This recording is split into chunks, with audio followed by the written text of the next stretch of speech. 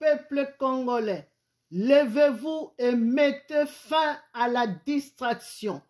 Tout ce qui se passe actuellement n'est que de la désinformation pour détourner l'opinion publique. Nous devons mettre un terme aux actions de M. Tshilombo, un régime sanguinaire. Les Congolais meurent chaque jour sous ce régime. En août, des Congolais ont été tués chez eux. Le 15 août 2024, à Kiwa, plus de 200 personnes ont été tuées. Le 26 août 2024, à Kolwezi, plus de 40 personnes ont été abattues. Le 30 août, à Goma, plus de 300 personnes ont été massacrées par les forces armées congolaises sous le régime de Tshisekedi. Comme si cela ne suffisait pas, le 2 septembre a été marqué par les massacres à la prison centrale de Makala. Trop, c'est trop. Félix doit partir. Le bureau de la GECO demande où sont passés les ONG des droits de l'homme. Sous le mandat de Kabila, les ONG étaient très actives, faisant des déclarations jour et nuit. Sous Félix, c'est silence radio. Comment justifier la violence contre les Congolais? Ils souffrent déjà d'un manque d'eau potable, d'électricité, de la saleté des rues, de la famine due au salaire impayé des fonctionnaires, y compris les retraités. Quant à l'insécurité, n'en parlons même pas. Comment attirer des investisseurs dans de telles conditions?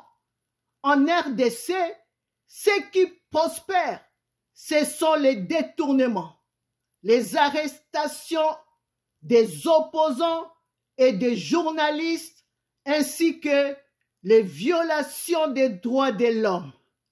Peuple congolais, il est temps de prendre notre destin en main.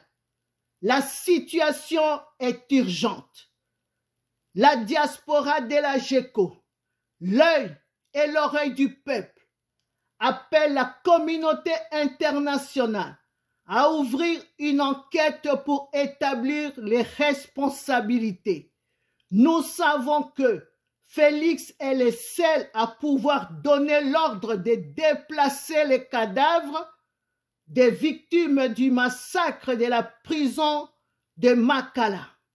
La GECO déplore que le procureur général ne soit pas intervenu pour donner cet ordre, pas plus que les services d'identification des corps. Le gouvernement de Tshilombo est incapable de fournir le nombre exact de morts à la prison centrale de Makala. Trop, c'est trop.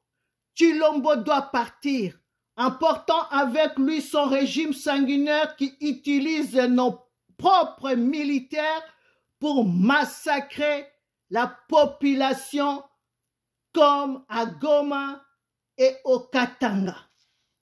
La GECO exige le bureau politique de la GECO, l'œil et l'oreille du peuple, demande au gouvernement d'indemniser les familles endeuillées, d'organiser un deuil national et de mettre en place un tribunal pour juger les crimes et des génocides perpétrés en RDC pendant les tristes règnes de Félix Tshilombo. Les Congolais en ont assez de fausses annonces inefficaces et jamais mises en œuvre par les hommes de Félix. Rien ne fonctionne malgré les nombreuses réunions et leurs comptes rendus. Que vive la RDC de Simon Kimbangu, que vive la RDC de Lumumba, que vive la RDC de Kimpavita, que vive la RDC de Mzee Laurent Désiré Kabila, que vive la RDC de Joseph Kabila Kabange. Je vous remercie.